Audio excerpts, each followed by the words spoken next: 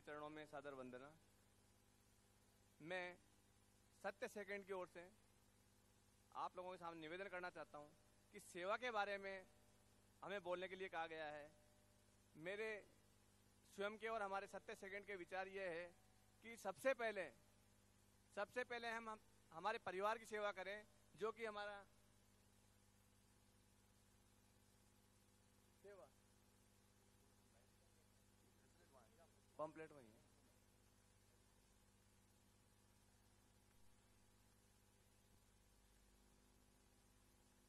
Topic है सेवा के साथ 23 सदस्यों को सक्रियता से जोड़ा जाए। सेवा के साथ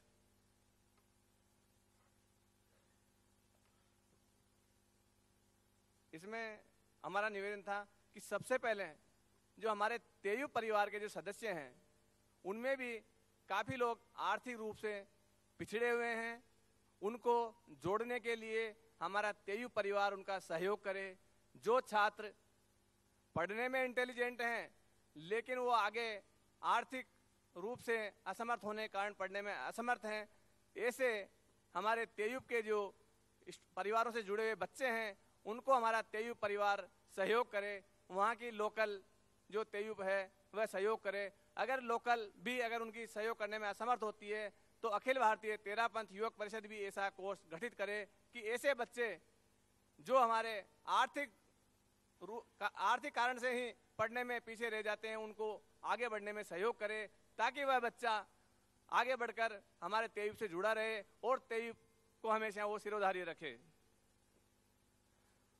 दूसरा जो हमारे इनमें लिया कि नशा मुक्ति के लिए, उसके कुप्रभाव के लिए हमें पूरी तेयूब को मिलकर प्रचार प्रसार करना चाहिए।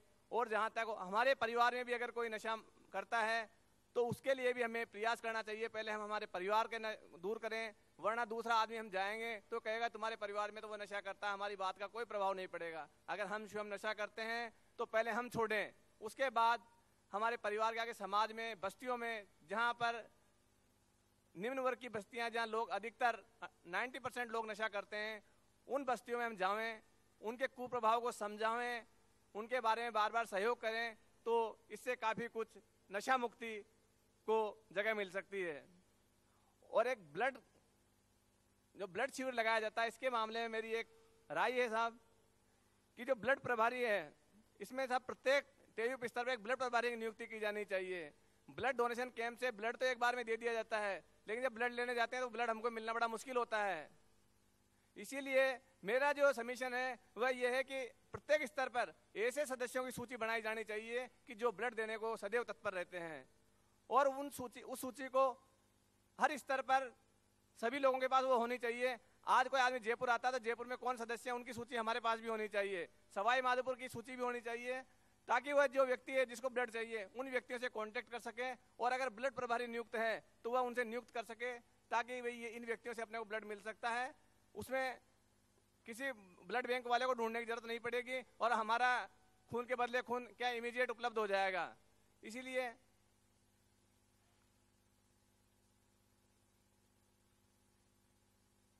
और एक आर्थिक दृष्टि से जो पिछड़े हुए गांव है या कोई बस्ती है उनको भी हम गोद ले सकते हैं, ताकि उनके उसमें हम मेडिकल कैंप लगा सकें, उनके बच्चों को अनिवार्य रूप से स्कूल भेजने की व्यवस्था कर सकें।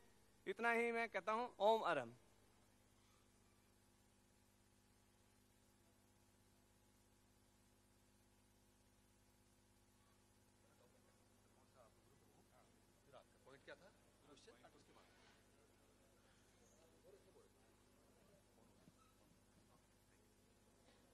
भीभाराज ममा डाकातु महाप्रज्ञ महाश्रमण पुनातु। अत्र विराजित चारित्रात्माओं के श्री चरणों में वंदन। सभी सम्माननीय अखिल भारतीय पदाधिकारी एवं सभी शाखाओं के परिषद के सदस्यगण, सभी सम्माननीय रूप से सभी का मैं अभिवादन करता हूं। श्री डूंगरगढ़ शाखा परिषद एवं एक सदस्य हमारे साथ जोधपुर से भी हैं। संयम प्रथम टेबल से हूं मैं, मेरे पास में मंत्री पद का दायित्व श्री डूंगरगढ़ शाखा का। और हमारे को जो प्रश्न मिला है केंद्रीय संस्था द्वारा निर्देशित सेवा प्रवृत्तियों के बारे में आपके विचार। निसंदेह ये प्रश्न के बारे में तो मैं उत्तर देना ही चाहूँगा, लेकिन सर्वप्रथम मैं अखिल भारतीय तेरापंथ योग परिषद एवं तेरापंथ योग परिषद जयपुर का आभार व्यक्त करता हूं इस सुंदर कार्यक्रम, और कोटि से साधुवाद देता हूं मुनि श्री जी को, अखिल भारतीय स्तर के सभी पदाधिकारियों को। बहुत ही सुंदर आयोजन है, और ऐसा आयोजन मैं समझता हूं कम से कम एक बार 3 महीने में तो एक बार होना चाहिए। अब जो प्रश्न दिया गया था, केंद्रीय संस्था द्वारा निर्देशित सेवा प्रवृत्तियों के बारे में आपके विचार। केंद्र द्वारा समय समय पर हमें निर्देश मिलता है सेवा प्रवृत्तियों के बारे में। सेवा संस्कार संगठन हमारा त्रिआयामी उद्देश्य है और सेवा में हमें निर्देश मिलता है, लेकिन कुछ चीज़ों की कई बार कमी रह जाती है। सब जानते हैं कुछ हमारे पास में निर्देश आते हैं और व्यवहारिक रूप में हम क्या कर पाते हैं, उन दोनों के बीच का जो डिफरेंस है, उनका जो गणित है, वही है हमारी योग्यता और अयोग्यता का परिचय।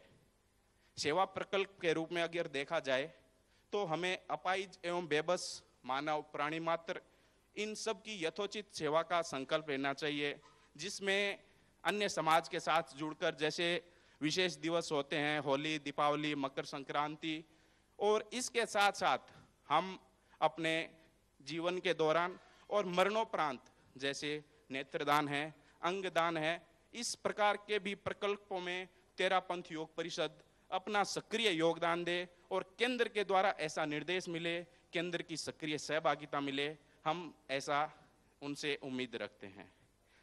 2 नंबर, सेवा कार्य में सेवारत विभिन्न सामाजिक संगठनों के साथ समन्वय स्थापित करते, उनके साथ सहभागिता स्थापित करते हुए, चाहे सरकारी अर्ध सरकारी मशीनरी का हम अगर कहीं सदुपयोग कर पाएं तो निश्चित रूप से हमारा जो सेवा का उद्देश्य है वो एक सफलतम कगार पर, एक निश्चित आयाम पर पहुंचने की सफलता भरी जो चुनौती है वो स्वीकार करने का उद्देश्य प्राप्त कर सकता है।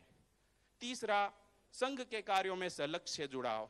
हम गुरुदेव पधारते हैं कई बार और आगे पीछे काफी हमारे पूरी एकदम सेवा प्रकल्प ऐसा दिखाई देता है, और बाहर से भी जो लोग आते हैं, तो चाहे श्री डूंगरगढ़ में पधार रहे हैं, चाहे आमेट में पधार रहे हैं, चाहे जोधपुर में पधार रहे हैं, सबको ऐसा लगता है कि हम सब काफी सक्रिय रहते हैं।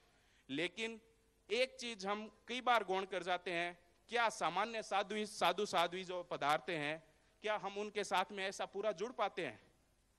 यह हमारे लिए चिंतन का विषय है। युवकों में इसके प्रति जागृति लाना आवश्यक है।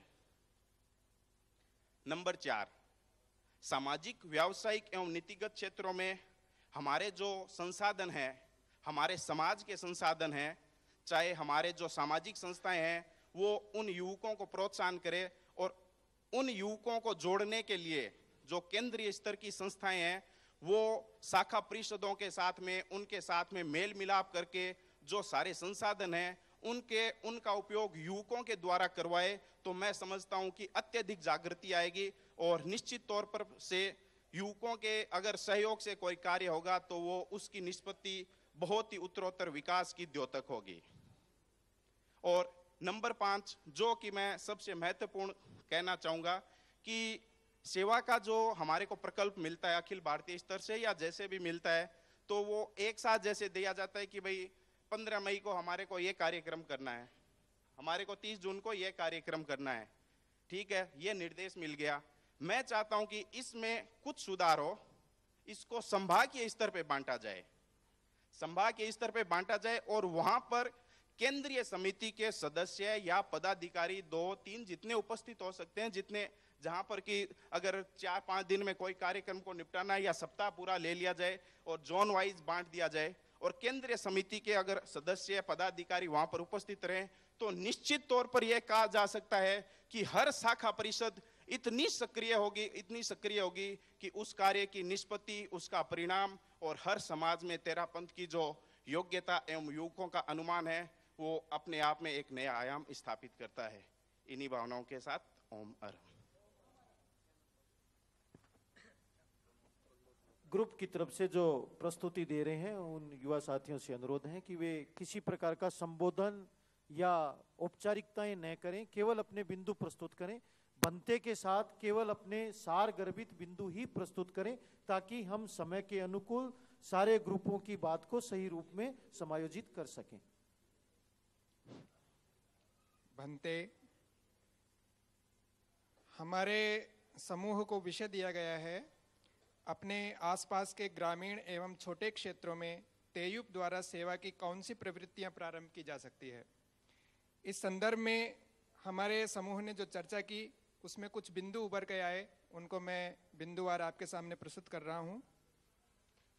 सबसे पहली बात यह है कि जुलाई के महीने में ग्रामीण क्षेत्रों के जो भी बालक बालिकाएं हैं उनको विद्यालय से जोड़ने के लिए हमारी परिषद अभियान चला सकती है, अपने बैनर तले उनको स्कूल से जुड़वा सकती है।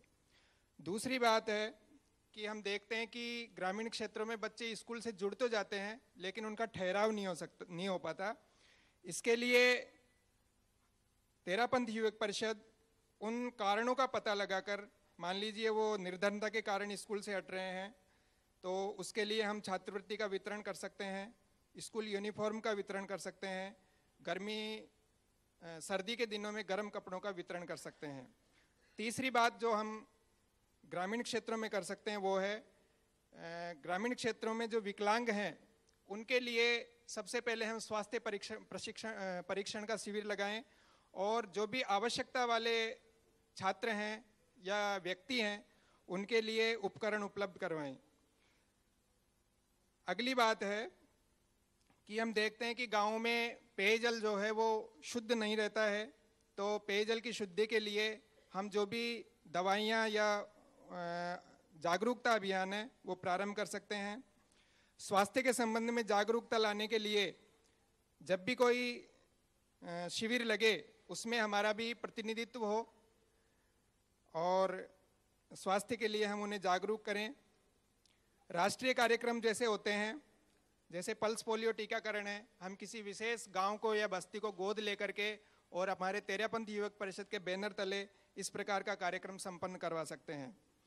अगली बात है, हम देखते हैं कि ग्रामीण जो क्षेत्र होते हैं उनमें धूम्रपान की और नशे की जो प्रवृत्तियां हैं वो बहुत ज़्यादा पाई जाती है। उसके लिए हम भी समय समय पर जागरूकता शिविर लगा सकते हैं। इसके अतिरिक्त यदि किसी पास के शहरी क्षेत्र में साधु साध्वियों का चातुर्मास होता है और अगर वो वहाँ जा पाएँ तो उनके प्रवचन भी यदि हम वहाँ करवाएं तो बड़ा अच्छा रहेगा, क्योंकि उनका प्रभाव अलग ही पड़ता है। इसके अतिरिक्त पशु चिकित्सा शिविरों का भी आयोजन हम करवा सकते हैं। यदि कृषि प्रधान गांव हैं तो वहाँ पर अन्य कोई कार्यक्रम जैसे बाल विवाह हेतु भी वहाँ हम जागरूकता शिविर आयोजित कर सकते हैं। धन्यवाद। ओम वरम।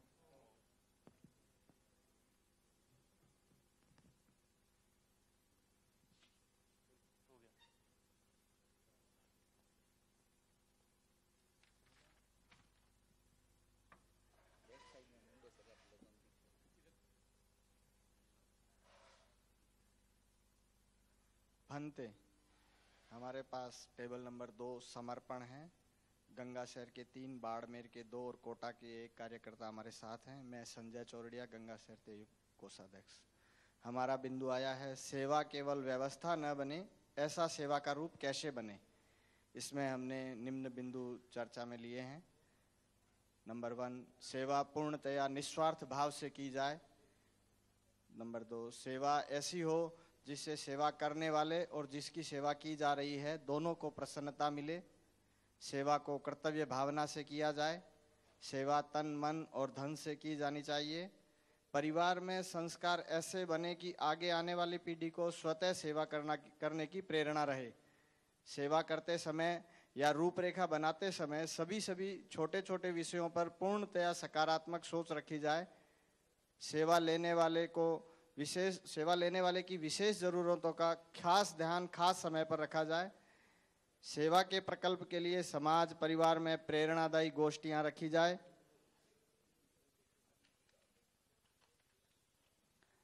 जो सेवा के लिए स्वप्रेरित हो उन्हें विशेष प्रोत्साहन दिया जाए। ओम राम।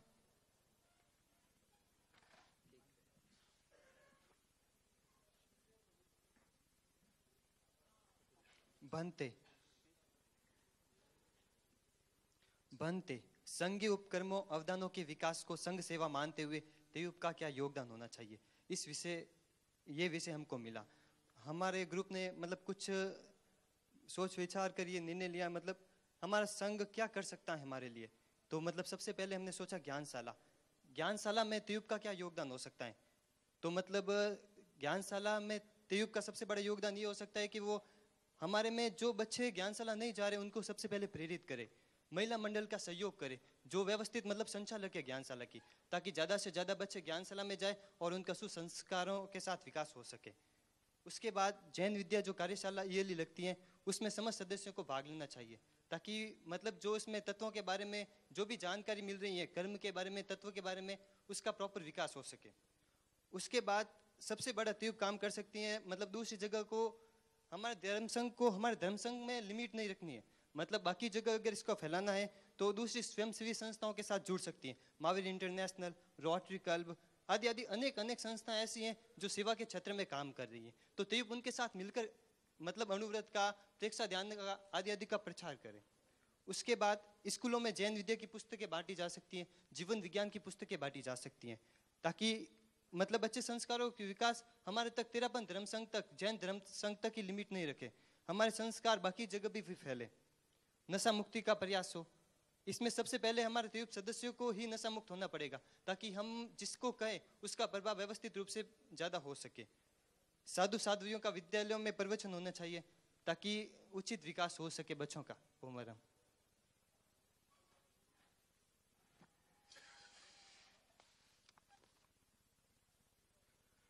शक्ति ग्रुप को विषय दिया गया था, सेवा केवल व्यवस्था मात्र न बने, ऐसा सेवा का रूप कैसे बने। हम लोगों ने इतने कम समय में विषय को समझने भी थोड़ा टाइम लगा, फिर भी कुछ निष्कर्ष निकाले। हम लोग चिकित्सा शिविर की व्यवस्था करते हैं, उसके सेवा का रूप उसको देते हैं, लेकिन उसमें जो व्यवस्था दी जाती है उसे नियमित किए बिना उसे सही रूप नहीं दिया जा सकता। जो मरीज हमारे पास आता है उसका हम इलाज करवाते हैं, उसे निःशुल्क दवाइयाँ दे देते हैं, लेकिन जब 2 दिन बाद 3 दिन बाद उसको कोई रिएक्शन होता है या उससे दवाइयों की पुनः जरूरत पड़ती है तो उसे कोई देखने वाला नहीं है। तो व्यवस्था का रूप तो हमने दे दिया, लेकिन उसको सही अमली जामा हम नहीं पहना सके। ये एक बहुत बड़ी कमजोरी है। लोग आते हैं, वापस डॉक्टर साहब को दिखाना है, डॉक्टर साहब मिलते नहीं हैं, मिलते हैं तो उनका टाइम फिक्स है, प्रोफेशनल है तो उनकी फीस अलग है। ये सब व्यवस्थाएं हैं जो व्यवस्था तो है लेकिन सेवा का रूप नहीं बन सकी। उसके अलावा जो हम संघीय सेवा करते हैं, आज हमें पेड कर्मचारियों पे डिपेंड रहना पड़ता है। जो आज से काफ़ी वर्ष पहले हम लोग पारिवारिक सेवाएं करते थे, पारिवारिक ग्रुप बनते थे और साधु साधियों की, आचार्यों की, चारित्रात्माओं की सेवा होती थी, लेकिन आज वो चीज़ें खत्म हो गई है, इतिहास का हिस्सा बन गई है। आज मेरे ख्याल से हर जगह पे पेड कर्मचारी साथ में जाते हैं, उनके साथ 3-4 लोग चले जाते हैं और सेवा हो जाती है। तो उस सेवा के रूप को भी बदलने के लिए हमें थोड़ा सोचना चाहिए कि वापस हम जो पहले जो सेवा करते थे उसे वापस लाना उपयोगी है या नहीं है। शारीरिक सेवा में हमारे पास आज भी कोई व्यवस्था नहीं है। हम लोग धन से सेवा कर लेते हैं, मन से सेवा कर लेते हैं, लेकिन तन से सेवा करने के लिए मुझे तो कोई उदाहरण नजर नहीं आता कि हमने किसी अपंग आदमी की शारीरिक सेवा की हो। पैसे से सेवा करना अलग चीज़ है, आपने चेक दे दिया, उससे उसके लिए दवाइयों की व्यवस्था हो गई, उसके लिए रहने के खाने की व्यवस्था हो गई, लेकिन जो शारीरिक सेवा की अपेक्षा एक आदमी को रहती है वो आज भी हमारे जैन समाज में तो कमी है ही। तेरापंथ युवक परिषद भी उसका एक हिस्सा है। जो अभी अरोड़ा जी ने बताया था, प्रशंसा यानी मानसिक सेवा का जो रूप है, प्रशंसा करना, प्रार्थना करना, उसमें भी हम स्वार्थ को जोड़ लेते हैं। हम निस्वार्थ भाव से नहीं करते प्रशंसा भी, हम अपने लाभ के लिए झूठी प्रशंसा भी कर देते हैं और झूठी आलोचना भी कर देते हैं। कई लोग ऐसे होते हैं जिनकी हमें व्यक्तिगत रूप से हम जानते हैं कि वो लोग समाज के लिए उपयोगी नहीं हैं, समाज में उनका जो इमेज है वो अच्छी नहीं है, उनका प्रभाव अच्छा नहीं है, लेकिन जो केंद्रीय संस्थाएं उनमें उनको अच्छी भूमिका मिल जाती है तो हमें ज़बरदस्ती उनकी प्रशंसा भी करनी पड़ती है और उनके आगे हाथ भी जोड़ने पड़ते हैं। तो जो लोग आगे बैठे हैं, केंद्रीय कार्यकारिणी में बैठे हैं, उनको सोचना चाहिए कि लोकल स्तर पर जो लोग अच्छी इमेज के नहीं हैं उन्हें हम आगे इतनी बड़ी बड़ी भूमिकाएं कैसे दे देते हैं। इसके अलावा एक चीज़ और, अभी जो यहाँ पे स्लाइड पे दिखाया गया था कि तेरापंथ युवक परिषद को ब्रांड नेम के रूप में स्थापित करें। एक तरफ तो हम निस्वार्थ सेवा की बात करते हैं और दूसरी तरफ ये कहते हैं कि सेवा कर हम तेरापंथ युवक परिषद को ब्रांड नेम बनाएं। तो इस ब्रांड नेम की अपेक्षा क्यों है, ये हमारी समझ से बाहर है। ओम हरम।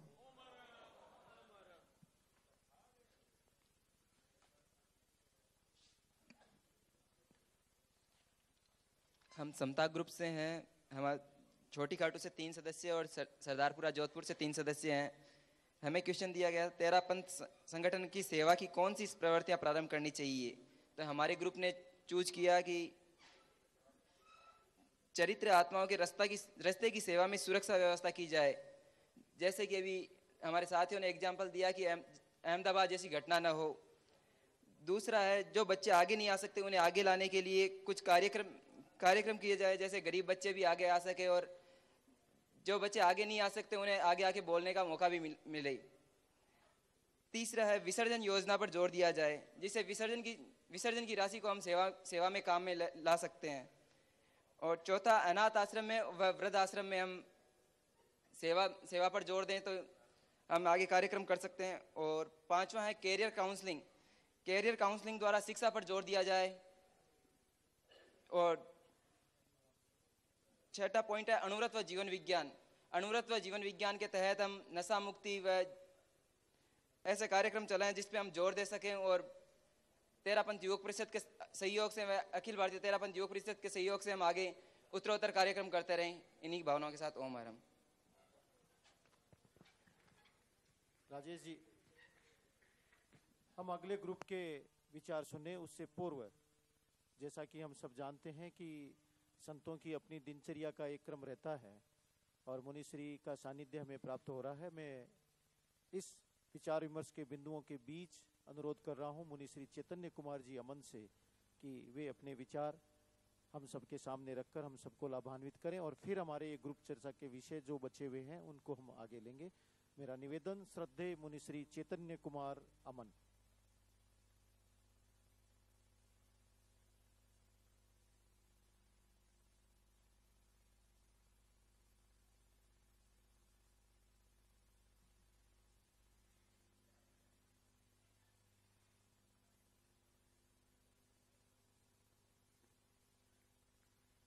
पन्नगे च सुरेन्द्रे च कौशिके पाद संस्पृशे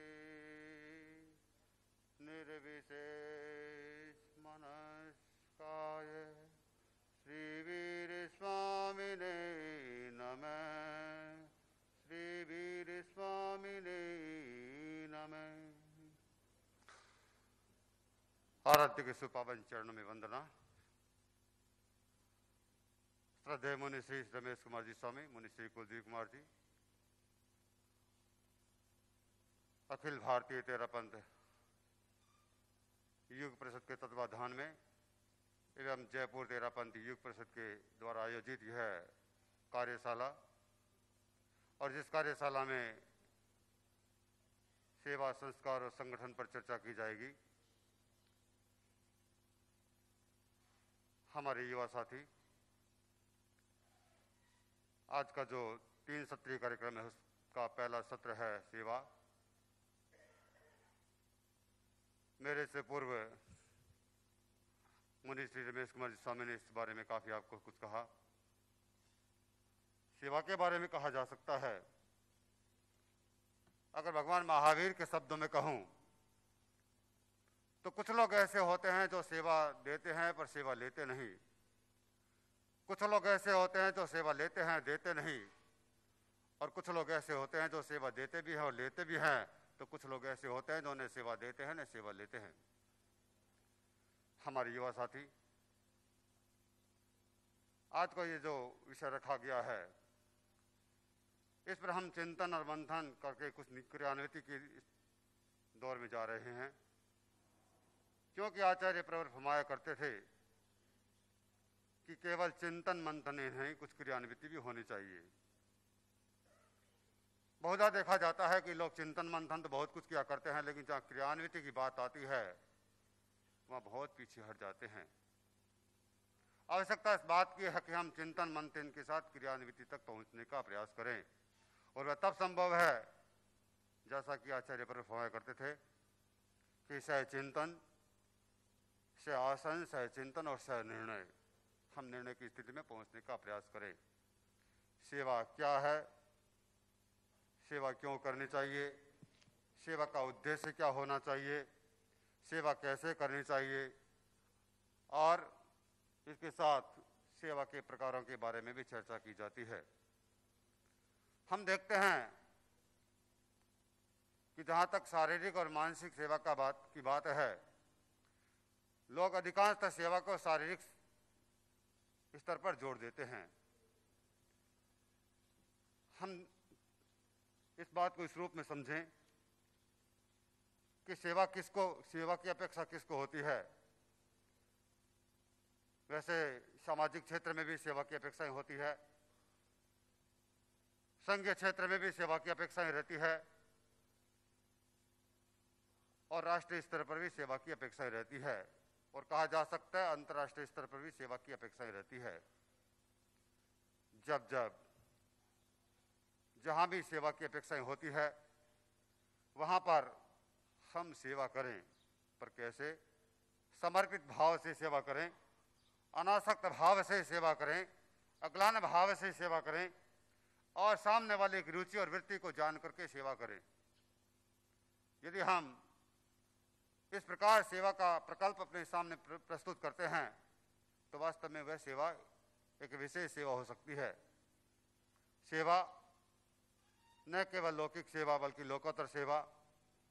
जहाँ तक हम देखते हैं कि हमारे धर्म संघ में साधु साधियों की जो रास्ते की सेवा की जाती है या आचार्य प्रवर की जो रास्ते की सेवा की जाती है, उसमें लोगों को बड़ा आनंद भी आता है। वह एक विशेष सेवा होती है। हम इस बात को इस रूप में समझें कि सेवा के साथ में किसी शर्त को न जोड़ें।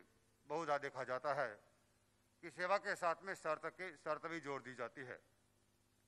सेवा के साथ में जब किसी प्रकार की आकांक्षा जुड़ जाती है, शर्त जुड़ जाती है, तो वह सेवा अपने आप में अधूरी हो जाती है। यह भावना कभी न होनी चाहिए कि मैं सेवा कर रहा हूं, उसका प्रतिफल मेरी भी सेवा हो। यदि प्रतिफल की भावना से सेवा की जाती है, जहाँ स्वार्थ भावना से सेवा की जाती है, वह अपने आप में एक महत्वपूर्ण सेवा नहीं होती है। हम चाहें तो सेवा करें, लेकिन भारतीय संस्कृति में जो सेवा का एक प्रारूप दिया गया है, उस प्रारूप को समझ करके सेवा भावना से सेवा करने का प्रयास करें। हमारे नौजवान, हमारे युवा साथी बहुधा सेवा करते रहते हैं, लेकिन सेवा के महत्व को नहीं समझ पाते हैं। हम सेवा के महत्व को भी समझने का प्रयास करें, और जब व्यक्ति सेवा के महत्व को समझने का प्रयास करता है और इसके साथ में सामने वाले की चित्त समाधि को जोड़ देता है, या सेवा के साथ में परोपकार की भावना को जोड़ देता है, या सेवा के साथ में जब व्यक्ति संगठन की सुदृढ़ता को जोड़ देता है, तो वह अपने आप की महत्वपूर्ण सेवा बन जाती है। आज का ये कार्यक्रम, युग परिषद द्वारा आयोजित ये कार्यक्रम, मेरे सामने बहुत सारे युवा साथी बैठे हैं और जिनमें सेवा की एक ललक है, सेवा की भावना है, और वे सेवा की भावना और सेवा की ललक को निरंतर विकसित करते रहें, आगे बढ़ाते रहें। लेकिन जो सेवा संस्कार और संगठन की बात है कि सेवा वही कर सकता है जिसके भीतर में सेवा के संस्कार होंगे, सेवा वही कर सकेगा जिसके भीतर में संगठन की भावना जुड़ी होती है। तो मैं चाहता हूं कि आज का ये जो मंगल कार्यशाला का आयोजन किया गया है, जिसमें राष्ट्रीय स्तर के पदाधिकारीगण भी जुड़े हुए हैं और अनेक क्षेत्रों से अनेक पदाधिकारीगण या वहाँ के कार्यकर्ता यहाँ इस कार्यक्रम में सम्मिलित हुए हैं, वे इस बात को विशेष रूप से ध्यान में लें कि हम यहाँ से जाएं तो कुछ निष्पत्ति को लेकर के जाएं। केवल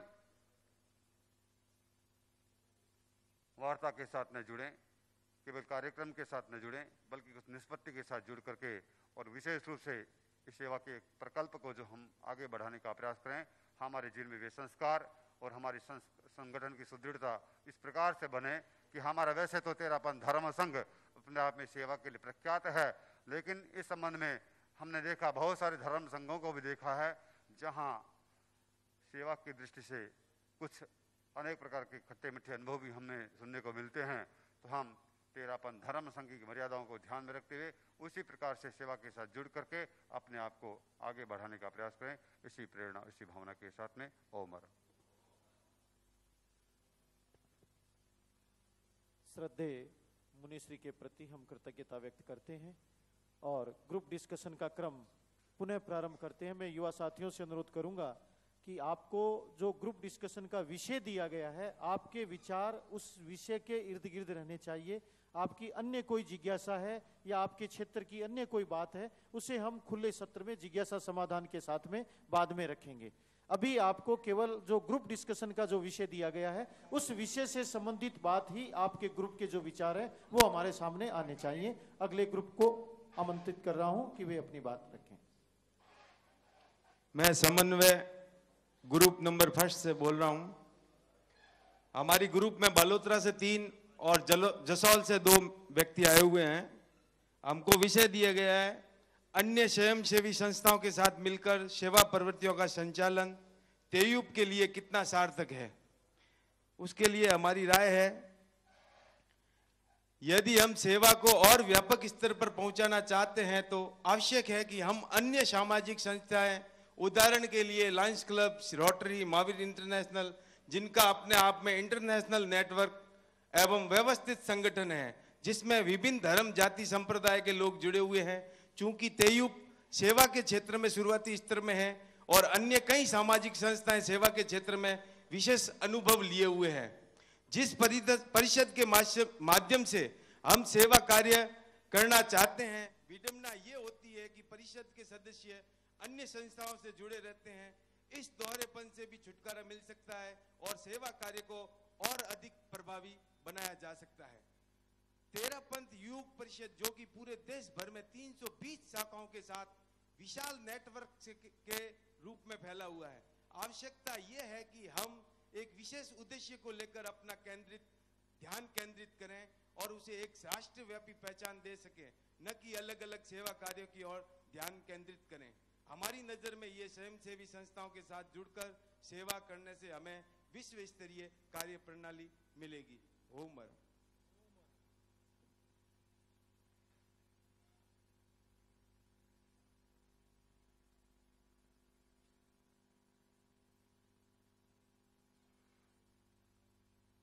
स्वाध्याय ग्रुप उदयपुर से और अकोला से हैं। इस ग्रुप में हमारा विषय है सेवा के साथ तेरापंथ योग परिषद सदस्यों को किस प्रकार सक्रियता से जोड़ा जाए। पहला है कार्यशाला प्रांतीय स्तर के साथ लोकल स्तर पर भी आयोजित हो। दूसरा, प्रत्येक सदस्य को जोड़ने के लिए सेवा के विभिन्न आयामों के प्रभारी के रूप में उनके रुचिकर कार्यों के अनुसार जोड़ा जाए। तीसरा, चरित्र आत्माओं की मार्ग सेवा में विहार में युवकों के समय का भी ध्यान रखा जाए। चौथा, समय समय पर विभिन्न सेवा आयामों को शिविर का स्थानीय स्तर पर आयोजित किया जाए, जैसे रक्तदान शिविर, नेत्र जांच शिविर, मेडिकल कैंप, गरीबों की आवश्यकता अनुसार वस्तुओं का वितरण। किशोरों को आगे जोड़ने के लिए कैरियर काउंसलिंग के साथ साथ सेवा कार्यों की तरफ प्रेरित करना चाहिए। मार्ग सेवा में सदस्यों के अलग अलग ग्रुप बनाकर मार्ग सेवा कराई जाए ताकि टीम वर्क के साथ कार्य हो। ओम अरहम।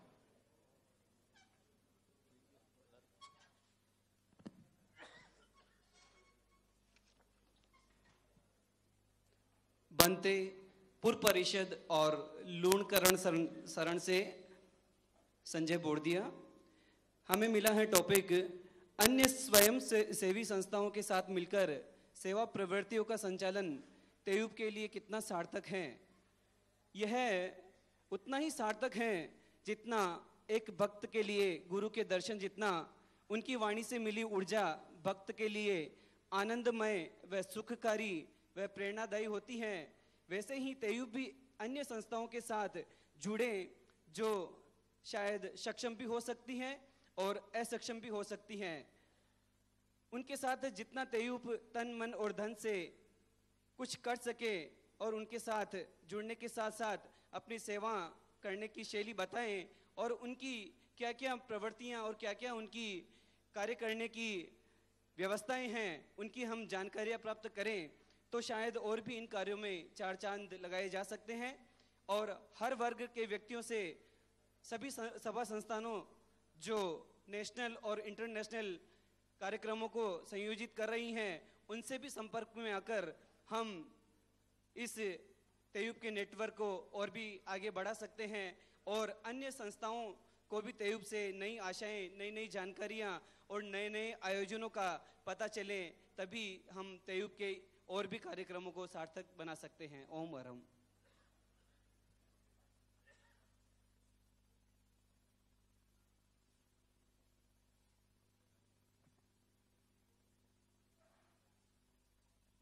बनते हमें मैटर मिला है, केंद्रीय संस्था द्वारा सेवा के किसी स्थायी प्रकल्प में शाखाओं का योगदान किस प्रकार हो। तो वैसे तो हम आज देरी से पहुंचे हैं, मैं ज़्यादा इस विषय में हमने कोई डिस्कस भी नहीं किया है, हम बोरावट से हैं।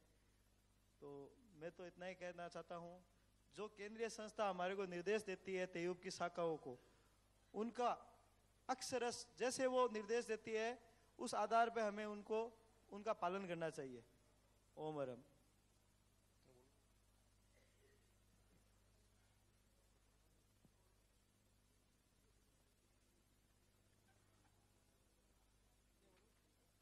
हेलो, शीतल ग्रुप नंबर 1, हमारे को टॉपिक दिया सेवा की कौन सी स्थायी प्रवृत्तियां तेयूब द्वारा संचालित होनी चाहिए। नंबर 1, तेयूब द्वारा साधु साध्वियों की पैदल सेवा नियमित ढंग से होनी चाहिए, सिर्फ काशी के भरोसे नहीं। नंबर 2, पंजाब एवं हरियाणा में आज धार्मिक जागरूकता बहुत जरूरी है, वहाँ के बच्चों में बहुत रुचि है, जबकि हम ज़्यादा ध्यान नहीं दे रहे हैं। अभी मैंने साधु संतों के साथ हरियाणा में पैदल सेवा की, 5 दिन की सेवा की मैंने, तब मेरे मन में ऐसा विचार आया। नंबर 3, पंजाब एवं हरियाणा गांवों के अंदर ज्ञानशाला केंद्र खोला जाए एवं शिक्षक रखा जाए, जिसे शिक्षक को प्रति माह वेतन दिया जाए। नंबर 4, तेयूब के सदस्य को ज़्यादा से ज़्यादा पंजाब हरियाणा की तरफ ज़्यादा ध्यान देना चाहिए। नंबर 5, तेयूब को प्रति माह ज्ञानशाला की रिपोर्ट लेनी चाहिए, जहाँ ज्ञानशाला केंद्र नहीं है वहाँ शिक्षक द्वारा तुरंत ज्ञानशाला केंद्र खोला जाए।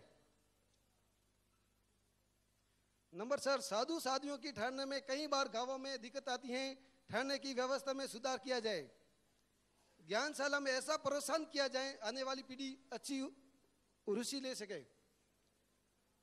तेयूब द्वारा ऐसा कार्यक्रम रखा जाए जिससे अदर समाज तेरापन में जुड़ सके, तेयूब का सदस्य बने। ओम अरहम।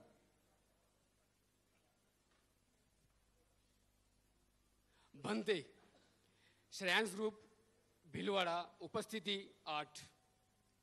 हमारा विषय है सेवा की कौन सी स्थायी प्रवृत्तियां तेयूब द्वारा संचालित होनी चाहिए। हम ये कहना चाहेंगे कि स्थानीय स्तर पर व्यसन मुक्त समाज के निर्माण के लिए स्थायी समिति बने और वो निरंतर कार्य करे। केवल नारों से ही काम न चले, वो प्रायोगिक भी दृष्टि होनी चाहिए उसकी। नंबर 2, जीते जी रक्तदान, मरणोपरांत नेत्रदान, इस और विशेष ध्यान देवें और एक उत्कृष्ट मानव कल्याण कार्य भी करें। नंबर 3, अभावग्रस्त परिवारों, छात्रों जो सधार्मिक परिवार से बिलोंग करते हैं, उनको शिक्षा, चिकित्सा और संपोषण की समुचित व्यवस्था होनी चाहिए। नंबर 4, आने वाली जो पीढ़ी है, जो हमारे किशोर मंडल के सदस्य हैं, उनके भविष्य के लिए कैरियर काउंसलिंग की व्यवस्था होनी चाहिए, ताकि उनके भविष्य को एक सही दिशा निर्देश मिल सके। नंबर 5, विमुख होती किशोर पीढ़ी को धार्मिक गतिविधियों में संलग्न करने का प्रयास करना चाहिए। और इसी के साथ ज्ञानशाला का आज के परिप्रेक्ष्य के आधार पर किस तरह से उसका आधुनिकीकरण होना चाहिए, ताकि उसमें अधिक से अधिक बच्चे आ सकें।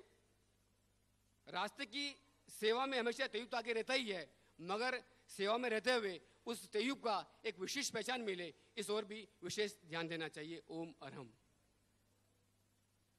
मिला है अपने आसपास के ग्रामीण एवं छोटे क्षेत्रों में तेयूब द्वारा सेवा की कौन सी प्रवृत्ति प्रारंभ की जा सकती है। तेरापंथ युवक के आसपास के ग्रामीण छोटे क्षेत्रों में युवकों व वहाँ की गतिविधि में शामिल होने की भावना रहे, इससे आपस में मिलनसारिता का व्यवहार बना रहता है। वे लोगों को उपदेश देने की बजाय जरूरतमंद को थोड़ी मदद करें, ये भावना रहनी चाहिए। ठीक।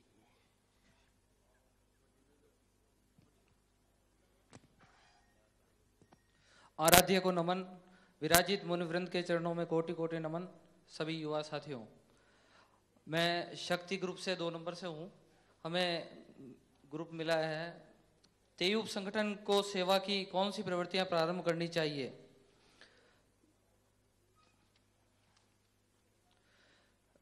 तेरापंथ युवक परिषद के त्रिआयामी उद्देश्यों में है सेवा सबसे प्रथम है। जैसा कि मुनिश्री ने बताया, सेवा को न केवल समझें बल्कि जीवन में उतारें।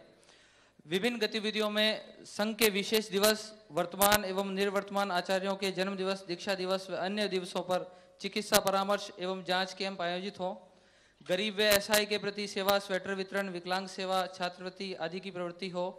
रास्ते की सेवा तो हमारी प्रवृत्ति नहीं बल्कि दायित्व है और इसका आधार केवल समर्पण है।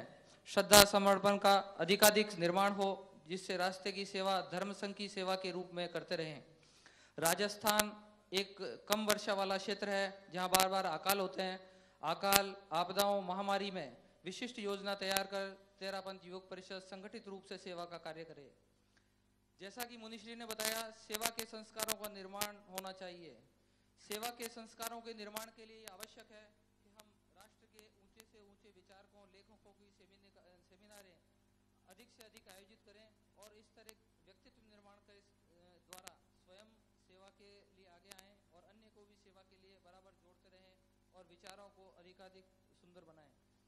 सेवा स्वयं कर सकते हैं, वे क्षेत्र की अन्य सेवा करने वाली संस्थाओं का अधिक से अधिक सहयोग कर अपने आयोजनों को अधिक से अधिक प्रेरित करने वाला बना सकते हैं।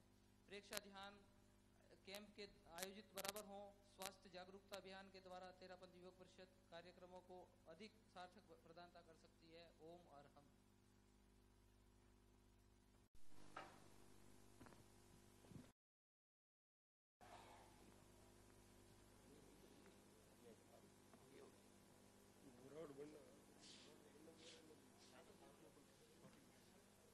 तो ये केंद्र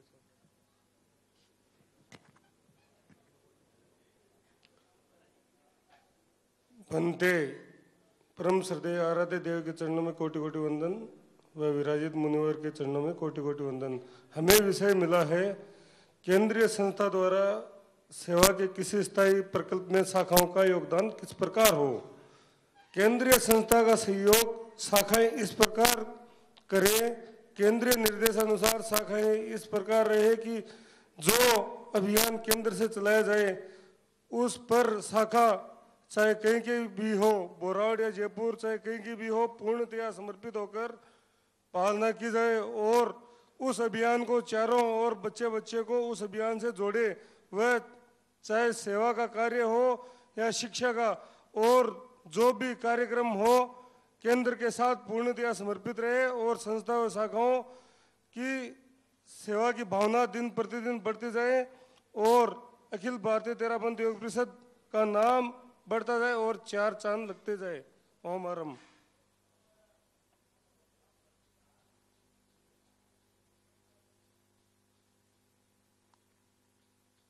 बनते हमें विषय मिला है, संघीय उपक्रमों अवदानों के विकास को संघ सेवा मानते हुए तेयूब का योगदान किस प्रकार हो। मैं मोहम्मद सर तेयूब शाखा द्वारा प्रस्तुत धनपत संचेती। हाँ, तेयूब को अग्रणी पंक्ति में रहकर विकास से संबंधित हर कार्य में तत्पर रहना चाहिए। जैसे बच्चों को ज्ञानशाला शिविर द्वारा शिक्षा के क्षेत्र में पढ़ाई में अच्छे अंक प्राप्त करने वालों को पुरस्कार राशि द्वारा, चिकित्सा के क्षेत्र में निर्धन परिवारों को मुफ्त चिकित्सा सुविधा प्रदान करवाना और संगठन की दृष्टि में संगठन में के विषय में मजबूती बनाई रखनी चाहिए।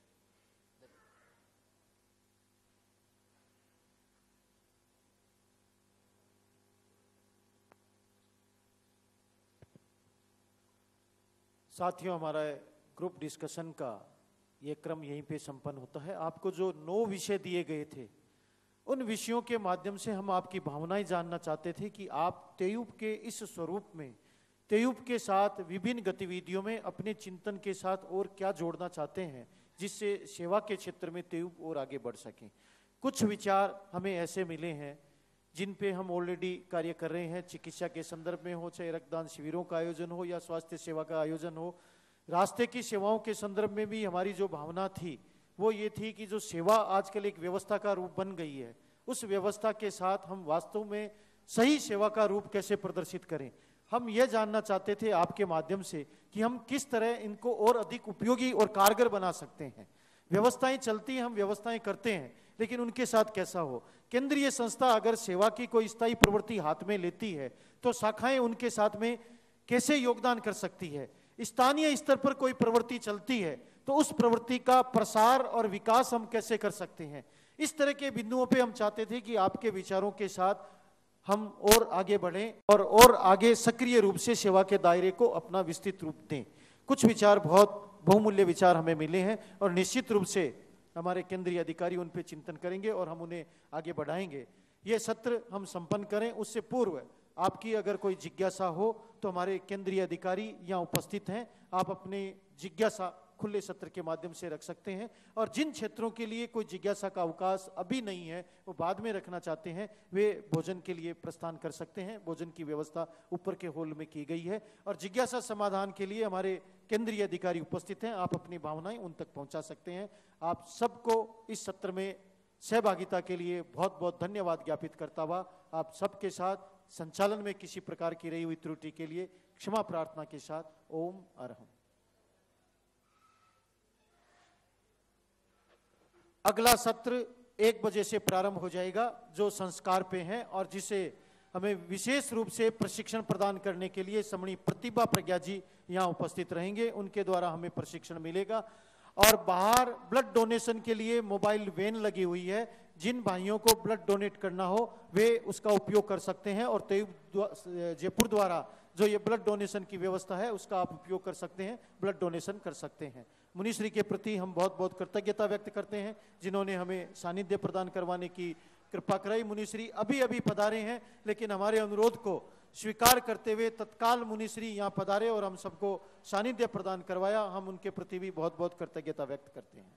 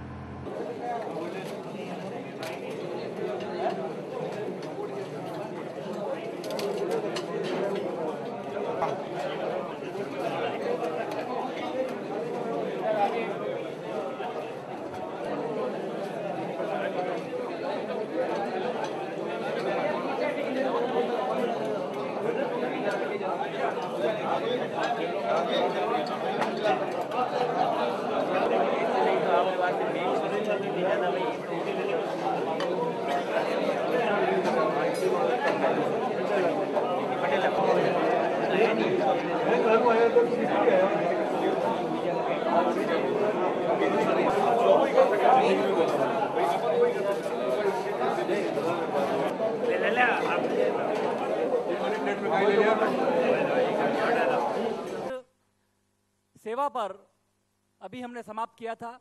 ये दूसरा सत्र संस्कार पर आयोजित होगा। संस्कार विषय, जैसा आप जानते हैं, इस देश की समस्त समस्याओं की जड़ संस्कारों का अवमूल्यन और समस्त समस्याओं का हल, संस्कारों का निर्माण, संस्कारों का ऊपर की ओर बढ़ना या संस्कारों का बढ़ावा। तो आइए संस्कार विषय पर हम आगे की इस कार्यशाला में विभिन्न वक्ताओं के माध्यम से हमारे तेयूप के द्वारा क्या प्रकल्प आयोजित किए जा रहे हैं या हमारे समाज के द्वारा क्या इसमें कार्य किया जा रहा है, हम विभिन्न वक्ताओं के द्वारा सुनेंगे।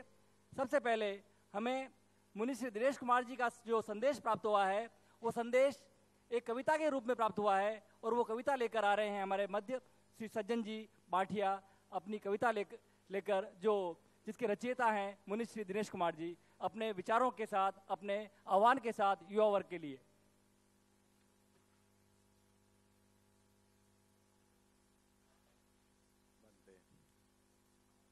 प्रेरणा स्रोत मुनि श्री दिनेश कुमार जी द्वारा रचित कविता का प्रेरणा स्रोत मुनि श्री दिनेश कुमार जी द्वारा रचित कविता को मैं भाव जगत के स्तर पर श्रवण करने का आपसे करबद्ध अनुरोध करता हूं। युवक शक्ति का अमिट खजाना, युवक शक्ति का अमिट खजाना, व्यसन मुक्त हो अणुवृत्ति हो, सम्यक दर्शन दीप जलाना, युवक शक्ति का अमिट खजाना। तेरा पंथ संग मन भावन, तेरा पंथ संग मन भावन, कहलाता है जो नंदनवन। कुर्बानी का काम पड़े तब, कुर्बानी का काम पड़े तब गणहित न्योछावर हो जाना, युवक शक्ति का अमिट खजाना। सेवा में संस्कार जगाएं, सेवा में संस्कार जगाएं, पद लोलुपता नहीं सताए। आत्म साधना चले निरंतर, आत्म साधना चले निरंतर, संग संगठन को चमकाना, युवक शक्ति का अमिट खजाना। सही दिशा में कदम बढ़ाएं, सही दिशा में कदम बढ़ाएं, चरणों को गतिमान बनाएं, सपनों को साकार बनाएं, तब ही होगा मंजिल पाना, युवक शक्ति का अमिट खजाना। तेयुप कार्यक्रम जयपुर में, तेयुप कार्यक्रम जयपुर में, नव उत्साह जगे हर उर में। राजस्थान प्रांत हर शाखा की, राजस्थान प्रांत हर शाखा की, खातिर है समय सुहाना, युवक शक्ति का अमिट खजाना। तेयुप की पहचान बनाए, तेयुप की पहचान बनाएं, शासन का सम्मान बढ़ाएं। कार्य कुशलता मिले सफलता, कार्य कुशलता मिले सफलता, गुरु अमृतोत्सव हमें मनाना, युवक शक्ति का अमिट खजाना, युवक शक्ति का अमिट खजाना।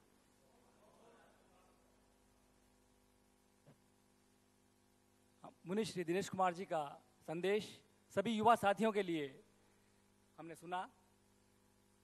चूंकि हम लगभग 40 मिनट देरी से ये सत्र आरंभ कर पा रहे हैं, इसलिए मेरा सभी वक्ताओं से विनम्र अनुरोध रहेगा कि वे अपनी समय सीमा में ही अपनी बात कहने का कष्ट करें।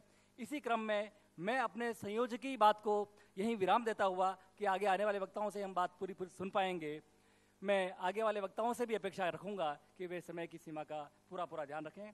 इसी क्रम में मैं निवेदन कर रहा हूं तेरा अखिल भारतीय तेरा पंथ योग परिषद के 12 व्रत के संयोजक श्री प्रदीप जी बोथरा को वे आएं और इस संदर्भ में अखिल भारतीय तेरा पंथ योग परिषद अपनी अन्य परिषदों के माध्यम से किस प्रकार से 12 व्रतों के नियोजन में, इनके संयोजन में क्या कार्य कर रही हैं, क्या कार्य करना चाहती हैं, अपनी बात कहने के लिए भाई श्री प्रदीप जी बोथरा।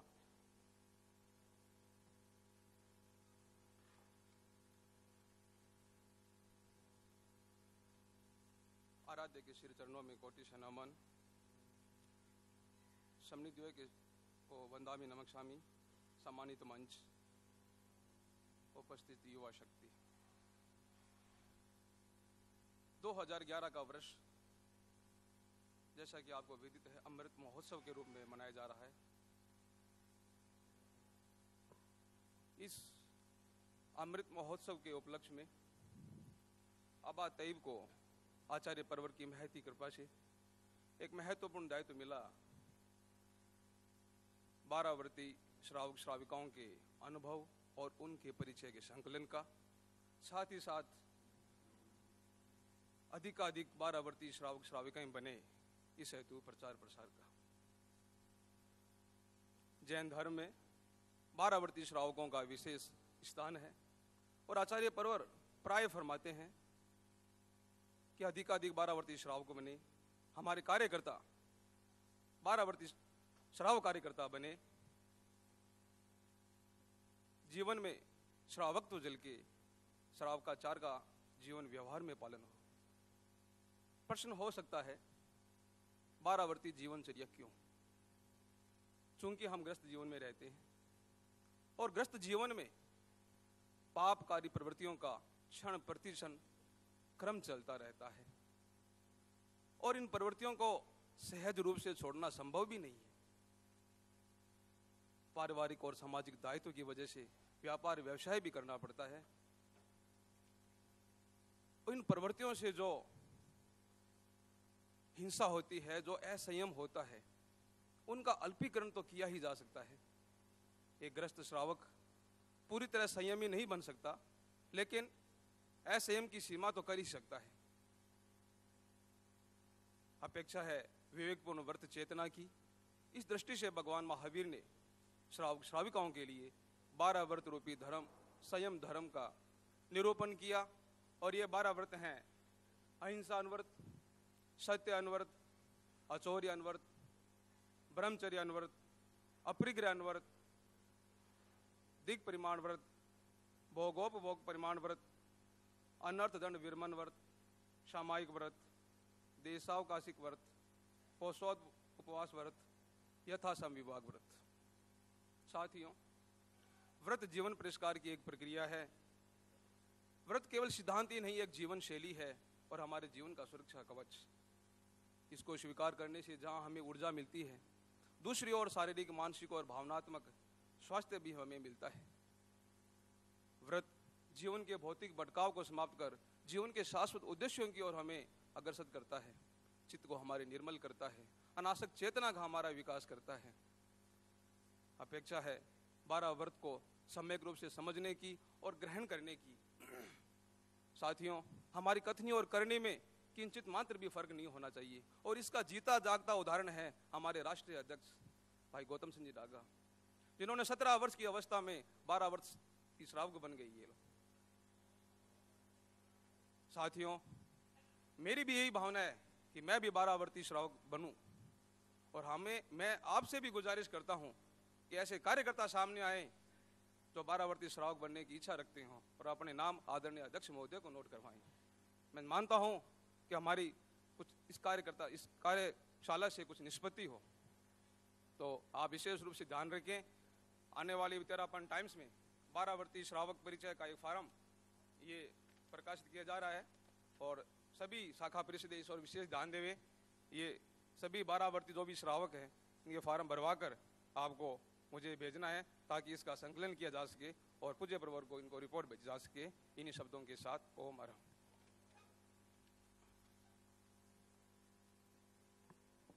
हमारे राष्ट्रीय अध्यक्ष भाई श्री गौतम जी से प्रेरणा लेकर हम भी 12 व्रतीय श्रावक बनने की दिशा में कुछ बढ़ने का प्रयास करें, ये संदेश दिया।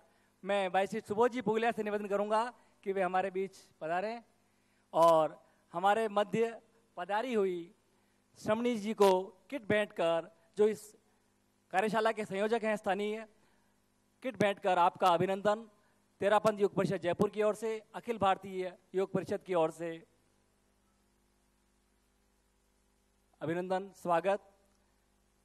इस अवसर पर मैं अखिल भारतीय तेरापंथ योग परिषद की ओर से पधारे हुए अध्यक्ष महोदय एवं समस्त पदाधिकारियों का तेरापंथ योग परिषद जयपुर की ओर से इस सत्र में हार्दिक अभिनंदन और स्वागत करता हूं। साथ ही बाहर से पधारे हुए सभी डेलीगेट्स, सभी युवा साथियों का हार्दिक अभिनंदन, स्वागत। आइए इसी कड़ी में हम आगे के वक्ता को सुने। तेरापंथ योग परिषद को दिया गया एक और जो गुरुदेव का जो निर्देशन है, नशा मुक्ति अभियान। नशा मुक्ति अभियान इस वर्ष विशेष रूप से अखिल भारतीय तेरापंथ योग परिषद के माध्यम से योग परिषद को दिया गया है, जिसके अंतर्गत हमारी परिषद क्या कार्य कर रही है, क्या कार्य करनी है, इस सब को रेखांकित करने के लिए नशा मुक्ति के संयोजक भाई श्री निर्मल जी गोखरू से मेरा निवेदन आए और अपनी बात कहें। भाई श्री निर्मल जी।